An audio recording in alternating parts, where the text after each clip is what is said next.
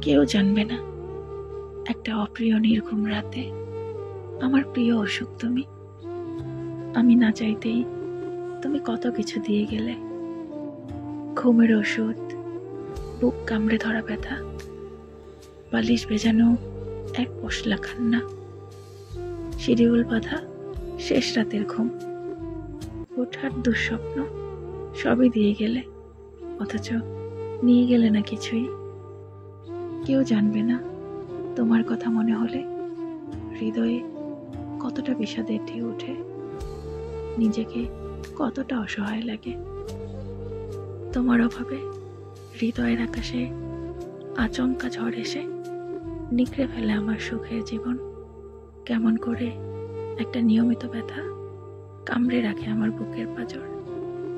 কেউ জানবে না, কেউ না, তুমিও না।